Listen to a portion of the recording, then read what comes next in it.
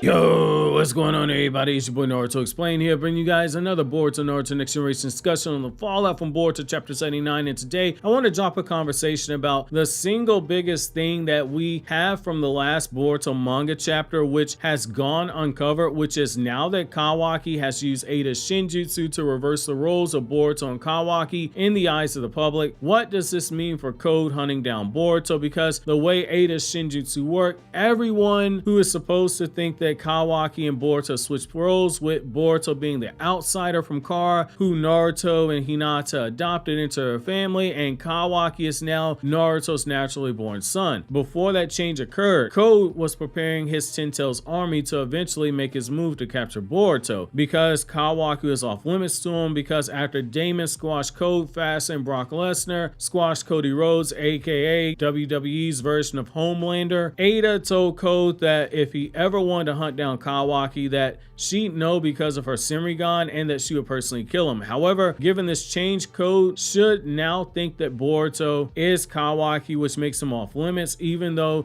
he's outside the village right now. But that also means that Kawaki is now the person who Code should be targeting, or that's what a lot of people believe right now. However, I want to lay out why I think this actually isn't the case. I do believe that Code is one of the few people who know exactly what's going on, or rather, I believe there's a strong chance that he knows what's going on. So allow me to explain what I mean here. So right now, we know that everyone is under Eida's Shinjutsu, but we've seen there are exceptions to who can actually be affected. Most importantly, there are growing limitations to Eida's Senrigan powers that are being revealed over time as we get more time passing from when we first saw in our manga debut and where we are currently in the story. Momoshiki gave us a small list of names of who might be immune, but they aren't likely the only people who aren't, because there's a strong chance that Sumire is immune as well, and he left her off that list, meaning that Momoshiki is merely making a statement based off of what he's seen. Given we've already seen an exception in Sarada and likely Sumire, that's going to bring us to Code as well. Can we absolutely say with certainty that Code had his memory altered while he was in another dimension? I think there's a very strong argument that can be made that his mind actually wasn't messed with, and it's for a few reasons. Even as far back as when Code and Eida first interacted, while I don't fully agree with this line of thinking, there are a lot of people who believe that Code genuinely liked Eida and was not under her charm powers, which might be why Eida had that line where she said that no one wants to know as much as her if Code's feelings for her are legitimate or not, or if they're just something that Code thinks is actually true, but he's really being affected by her charm powers. If that does end up being the case, then it explains why her Omnipotence Shinjutsu doesn't affect Code. However, I want to go a step further here. Code is also in another dimension, which is the biggest red flag, and it's the best argument for Code in my opinion. We've seen as far back as Naruto's manga that what happens in another dimension is separated from those in that other dimension. In Naruto's manga, there was no connection to Earth again, but all of Kaguya's dimensions, they were connected because Kaguya herself was the one who created each dimension using her main dimension as a core in order to branch out and make all the others. Kaguya was able to draw on all the chakra that was absorbed by the God Tree back on Earth to power up just before she was defeated by Naruto and Team 7. However, here's the thing. Code told Kawaki that everyone on Earth and in this dimension would be used for harvesting the chakra fruit, which gave Kawaki the idea to ultimately save Naruto by sealing him away in another dimension where he can be spared. If something is overpowered as a God Tree is only limited to that dimension and that dimension alone, it's safe to say that Eida's Shinjutsu will have that limitation as well. If this does end up being the case, the opportunity for things to get really messy really fast is absolutely here, and when writing the story, you want to have those moments of controlled mess because it allows you as a author to shake up the story and force interactions and scenarios that otherwise wouldn't be in the story itself. Well, if Code is unaffected, he now becomes a problem in a few different ways. Boruto would still be getting hunted down by Code because Code would still be after him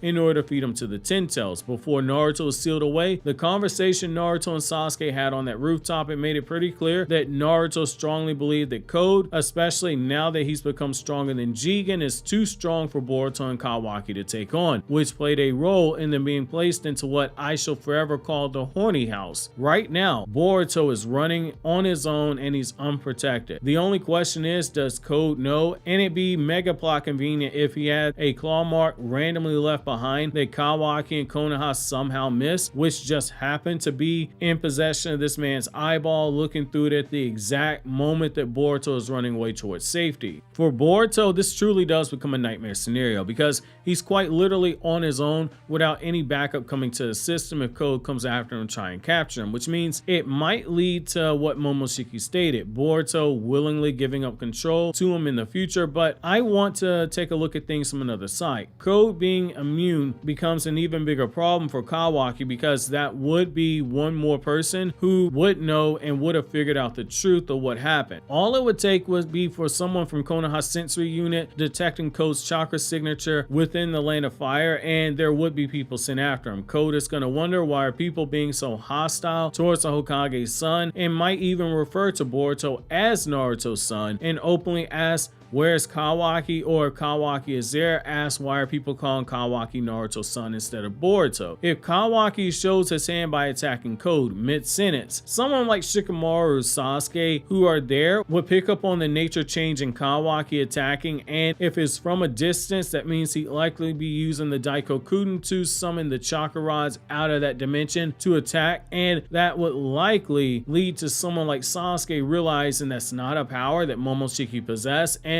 Sasuke would be paying much closer attention to Kawaki if he hadn't already been doing so. Konoha right now might be focused on Boruto, but Code is just as much of a target as Boruto currently is. Code is the very reason that Konoha even agreed to work with Eida in the first place and are going out of the way to appease her. It's a major red flag for anyone keeping watch over the interactions. And the big thing with shinobi culture is catching the hidden details and seeing through deception. For as smart of a character as Kawaki is, his blatant disregard for the way shinobi do things, except when being directly told by Naruto because he's obsessed with them, is going to be something that's going to lead to his undoing. Now, I've seen a lot of people suggest that Code and Boruto will team up, but I strongly doubt this is actually going to be the case. Even if Code was spared from Eida's Shinjutsu, and even if he is affected and thinks that Boruto is the boy who he used to choke out, not realizing that boy was actually Kawaki and his memory had been altered, regardless of the scenario, I don't think this happens. I strongly doubt it. Boruto and Code teaming up, like a lot of people suggest, that's going to be something far-fetched. On one hand, Code hates Kawaki, and if he thinks Boruto's Kawaki, while he is forbidden to touch Kawaki, if he sees him out in the open, he wouldn't hesitate to feed him to the Ten Tails, especially if Eida and Damon aren't nearby. On the other hand, if he is immune to the Shinjutsu because he was in that other dimension, there's no real incentive for him to team up with Boruto narratively.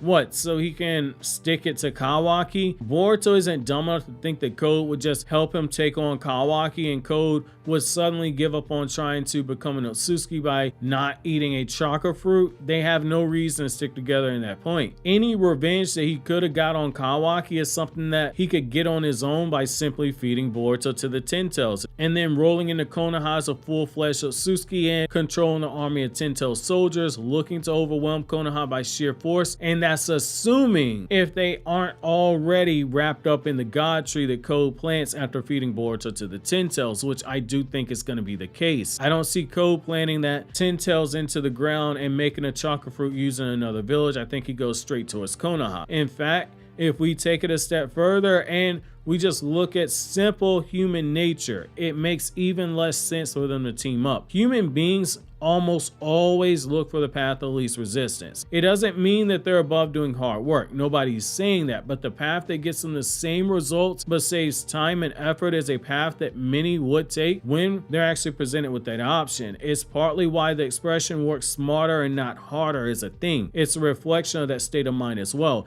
When you look at science writings like, say, Science Daily, they had an article years ago where they came to the conclusion that human beings throughout history are hardwired to follow the path of least resistance. saying that the amount of effort required to do something influences what humans think and see, that we're biased towards perceiving anything challenging to be less appealing from both perspectives. Boruto teaming up with Code, it doesn't actually work from a narrative perspective and a human perspective. It doesn't make sense. Now, I know we've seen with a lot of shonen where you have enemies that become strange bedfellows with the protagonist, but even in those cases, there's something mutually beneficial that leads them working together. Be it survival, like when in Dragon Ball, Vegeta worked with Gohan and Krillin on Namek, or in One Piece, the idea of freedom, where you had Luffy join forces with all of his former enemies who he defeated in the past in order to escape from Impel Down. Right now, I don't think there's a strong enough incentive for Code and Boruto to suddenly join forces together, unless he's that much of an Otsutsuki worshipping nut job that when Momoshiki takes over, he just refuses to do him any harm, which if that happens, I will never stop memeing Code going forward. However, this is where I turn things over to you guys. How do you guys think this Code situation is going to play out? While you think that over, click here to watch my Sasuke Retsuden chapter review.